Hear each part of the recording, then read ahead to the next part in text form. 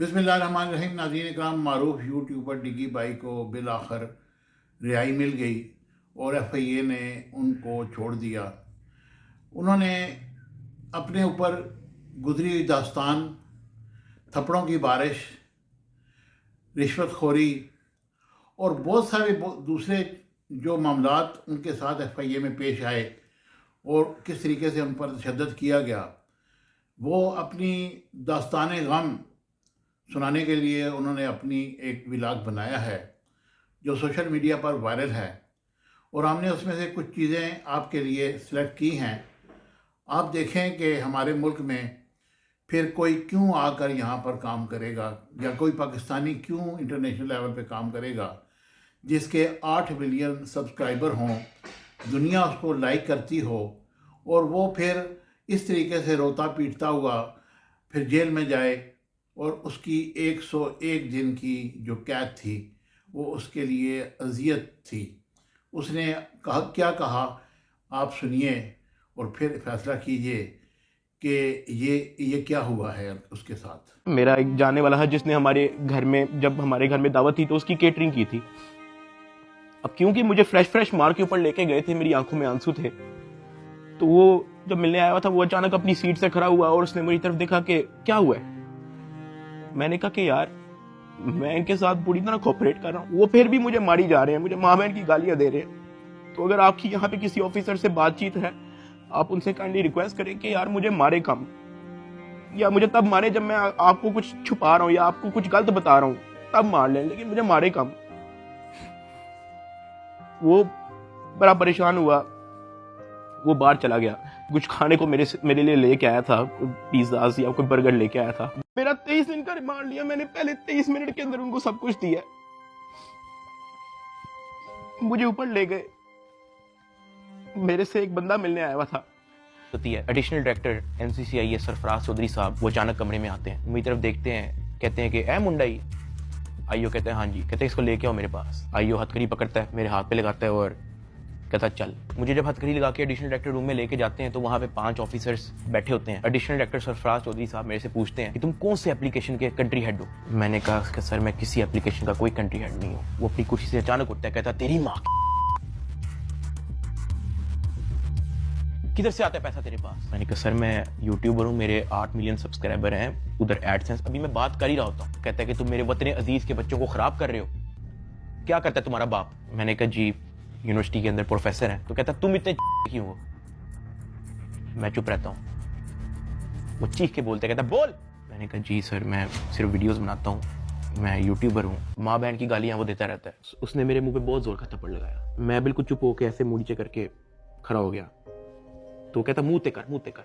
अभी मैंने मुंह पर किया नहीं था। वो जोर से चीख के कहता मुंह ते कर। अभी मैंने वो मुंह पर किया ही था, उसने मुझे दूसरा थप्पड़ लगाया। मैं वहां पे बड़ा हेल्पलेस फील कर रहा कि यार मेरे से ऐसा क्या हो गया। मैं भी ये सोच ही रहा था, उसने मुझे तीसरा थप्पड़ लगाया। मुझे माँ बहन की गालियां दी जा रहा है, मैं अपना मुंह नीचे करके खड़ा हुआ हूं, तो मेरे थप्पड़ इधर लगता है, फिर वो कहता मुंह पर कर, फिर मेरा थप्पड़ इधर लगता है। वो मारी गया जब तक उसका दिल नहीं भरा। मैंने तो गिने भी नहीं है कि उसने मुझे थप्पड़ कितने मारे हैं। फिर वो मुझे कहता कि अपनी टांगे बैंड कर। मैंने अपनी टांगे बैंड कर ली। कहता हाथ ऊपर कर। मैंने अपना हाथ ऊपर कर ली। वो घर में एक वीडियो कॉल लगाता है जो एक बच्चा रिसीव करता है जिसकी एस्टिमेटेड तकरीबन एज होगी 7 साल। एक हाथ में सिगरेट होती है।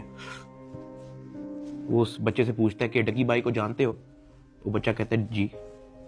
वो बैक कैमरा ऑन करता है, मेरे हाथ खड़े होते हैं, टांगे बैंड होती हैं। वो कैमरे से दिखाता है उस बच्चे को कि कौन है ये। कहता डकी भाई। तो कहता कि तुम इसके प्रोग्राम देखते हो। कहता जी। वो पीछे जो प्राइवेट मुलाजिम खड़ा होता है वो बहुत जोर का पीछे थप्पड़ मारता है। सरफराज चौधरी साहब उस 7 साल के बच्चे को कहते हैं ये देखो इसके साथ क्या हो रहा है, आप देखोगे तुम इसका प्रोग्राम। कहता नहीं, चलो फटाफट इसको गालियां दो। बच्चा कहता है कि सरफराज चौधरी साहब कहते हैं और का बच्चा। सरफराज चौधरी साहब कहते हैं और का बच्चा। थप्पड़ वो मारी जा रहा होता है पीछे। वो वीडियो कॉल पे उस बच्चे को दिखा रहा होता है कि ये तुम इसके प्रोग्राम देखते हो और ये मैं क्या बताऊं यार। खैर मैं तब बड़ा हेल्पलेस होता हूँ, मैं समझ नहीं आती कि मैं क्या करूँ और किस तरह इससे निकलूँ, मैंने क्या किया ऐसा। खैर वो सरफराज चौधरी कहता है कि इसको ले जाओ, इसकी तरीके से तफ्तीश करो। जबकि मैं डे वन को आया हूँ, मैं सब कुछ, मोबाइल का पासवर्ड, मैंने लैपटॉप के पासवर्ड, मैंने जीमेल के पासवर्ड, मैंने एक चीज़ नहीं छोड़ी। मुझे आज जितने ऑफिसर्स थे वहाँ पे, मुझे एक ऑफिसर आके दिखा दे, बता दे कि डक्की भाई ने हमें ये चीज़ नहीं थी दी, इसलिए हमने मारा है। वो तफ्तीश के अंदर इस जगह कोऑपरेट नहीं था कर रहा, इसलिए हमने मारा है। मुझे एक बंदा आके दिखा दे यार। मेरा 23 दिन का रिमांड लिया मैंने, पहले 23 मिनट के अंदर उनको सब कुछ दिया, मुझे ऊपर ले गए। मेरे से एक बंदा मिलने आया हुआ था, जावा फूड्स, मेरा एक जाने वाला है जिसने हमारे घर। तारीख के 23वें दिन जब मुझे जज साहब के सामने पेश किया तो फाइनली मैं जुडिशल हो गया। जुडिशल का मतलब यह है कि अब मैं जेल चला जाऊंगा। जज साहब ने ऑर्डर लिख के दिया कि हमने बंदा जुडिशल कर दिया है। अब जुडिशल करके कोर्ट से बंदा डायरेक्ट जेल नहीं जाता, कोर्ट से एक बार एनसीसीआई ऑफिस वापस आता है, वहां पे उसके कुछ पेपर्स रेडी होते हैं, उसके बाद उसको जेल भिजवाया जाता है। तो जब मैं कोर्ट से एनसीसीआई ऑफिस वापस आया, वही बिग ब्रदर उधर मौजूद था। उसने मेरी तरफ देख के कहा, डकी तेरे से पैसे किसने लिए? मेरा दिल इधर मुंह में आ गया। मैंने कहा यार ये मेरे साथ क्या हो रहा है। अब क्योंकि उसने मेरे से डायरेक्ट पूछा कि तेरे से पैसे किसने लिए, उसने मेरे से ये भी नहीं पूछा क्या तेरे से कोई पैसे ले रहा है, उसने मेरे से कहा कि तेरे से पैसे किसने लिए। मैंने कहा कि जी ये शुएब रियाज और उसकी टीम ने, इन्होंने जो है वो पैसे ऊपर हायर अफसरान को भी पहुंचाने हैं। कहता अच्छा कोई डिटेल है तेरे पास? मैंने कहा कि सर मैं तो इनके साथ हवालात में था, जेल में, सेल में, तो मेरी सिर्फ फैमिली को पता है कि एग्जैक्टली क्या हुआ।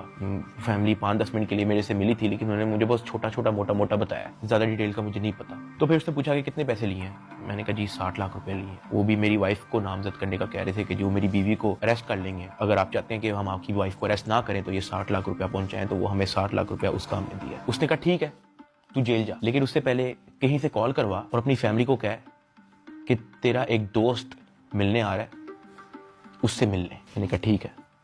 मैंने कहीं से मोबाइल अरेंज किया, मैंने फटाफट मामा को कॉल की, मुझे सिर्फ मामा का नंबर याद था। मैंने उनको कहा कि मेरा एक दोस्त आएगा, उससे मिल ले। बिग ब्रदर वहां से चला गया। 5-10 मिनट के बाद मुझे भी पुलिस के डाले में बिठाया और मुझे जेल ले गए। डक्की भाई को जो है तकरीबन 22 रोज़ा जिस्मानी रिमांड के बाद जब अदालत में पेश किया गया तो अदालत ने गुज़श्ता रोज जो है डक्की भाई को जुडिशल रिमांड पर जो है वो जेल भेज दिया। देख सकते हैं कि डक्की भाई को जो है वो जेल मुंतकिल किया जा रहा है। 9 सितंबर 2025 को मुझे जेल भेज दिया जाता है। मैंने अपनी ज़िंदगी में वहमो गुमान में भी नहीं सोचा होना कि मेरी ज़िंदगी में ये दिन भी आएगा। जब मैं जेल जाता हूँ सबसे पहले तो मेरी चेकिंग होती है, बालों के अंदर, अंडर आर्म्स, आपकी नाक के अंदर भी देखते हैं, वो आपके कान के अंदर, आपके मुंह के अंदर, आपके लिप्स ऊपर करके, आपकी ज़ुबान निकाल के। चेकिंग होने के बाद मुझे लेके जाया जाता है। मुल्क छोड़ के चले जाओगे। लेकिन मैं आप लोगों को एक बात बताऊं, 8 साल हो गए हैं मुझे यूट्यूब पे आए हुए, मैंने सिर्फ अच्छा टाइम देखा है। जहां 8 साल इस मुल्क ने मुझे सब कुछ दिया, इस मुल्क के लोगों ने मुझे प्यार दिया, इस मुल्क के लोगों ने मुझे सपोर्ट दी, तो ये 3 महीने की मुश्किल में मैं मुल्क छोड़ के जाऊंगा तो ये तो मेरी सेल्फिशनेस है कि जहां 8 साल इस मुल्क ने आप पे कोई मुश्किल नहीं आने दी, तो 3 महीने की मुश्किल पे मैं इस मुल्क को छोड़ के कैसे जा सकता हूँ। मैं इधर ही हूँ, मैं कहीं नहीं जा रहा। पाकिस्तान ने ही मुझे सब कुछ दिया है, पाकिस्तान में ही मैं रहूंगा। यहाँ पे मैं वीडियो को एंड कर रहा हूँ। इस पूरे 100 दिन के अंदर मैंने बहुत कुछ सीखा। कोई भी आके पीछे नहीं आता आपकी फैमिली के अलावा। मेरी माँ कोर्ट के धक्के खाती रही है, उनका क्या काम है कोर्ट में? उन्होंने कौन सा वहाँ पे कोई बयान देना है या कोई स्टेटमेंट देनी है, या वो कौन सी वकील है जो उनका कोर्ट में कोई काम है? वो सिर्फ वहाँ पे इसलिए आती है कि मुझे कोई 30-40 सेकंड के लिए अपने बेटे की झलक देखने को मिल जाए, मैं बस देख लूँ कि यार मेरा बेटा ठीक है। सिर्फ इसलिए आती रही है, एक दिन भी उन्होंने मिस नहीं किया। आज के दौर में जहाँ वफादारी तो मजाक बन के रह गई है, अरूब मेरे साथ एंड तक खड़ी रही। उसको डराया गया, धमकाया गया, ब्लैकमेल किया गया। इवन एक पॉइंट में मैंने उसको ये भी कहा था कि जब तक ये मैटर हल नहीं होता तुम आउट ऑफ कंट्री चले जाओ। वो तब भी मेरे साथ खड़ी रही। मैं जेल में था और मेरे लिए मर्दों से लड़ती रही है। और सही बताऊं तो कोई भी नहीं करता ऐसा। हल्का सा मर्द पे बुरा टाइम आता है, औरतें छोड़ के चली जाती हैं, लेकिन अरूब मेरे साथ खड़ी रही। मैं एहसान कभी भी नहीं भूलूंगा। ज़िया अपने सारे काम छोड़ के, अपना यूनिवर्सिटी छोड़ के, अपनी सारी स्टडीज छोड़ के, अपना यूट्यूब चैनल छोड़ के मेरे साथ खड़ा रहा, मेरे साथ एफर्ट उसने एंड तक रखी। मेरे अब्बा जी हार्ट पेशेंट, उनको मैंने मना किया हुआ कि आपने बाहर नहीं निकलना, उनके बैंक अकाउंट बंद है, उधार पे हैं, मेरे लिए डेली मैसेज भेजते हैं अम्मा के थ्रू कि हमारी दुआएं सदा आपके साथ हैं, आपने घबराना नहीं है। मैंने सिर्फ ये रियलाइज़ किया कि आपकी फैमिली के अलावा कुछ मैटर नहीं करता इस दुनिया में। मुझे उम्मीद है कि मेरी ये इंफॉर्मेटिव वीडियो आपको पसंद आई होगी। इतलात हैं कि FIA के वो अफसरान जिन्होंने डिकी भाई पर तशद्दुद किया, उनसे रिश्वत ली, उनको सस्पेंड कर दिया गया, मुअत्तल कर दिया गया है। लेकिन ये बहुत कम है। उनको बाकायदा तौर पर निशान इबरत बनाया जाए, ताकि अगर कोई बंदा बाहर से डॉलर ला रहा है तो फिर पाकिस्तान की वो खिदमत कर रहा है।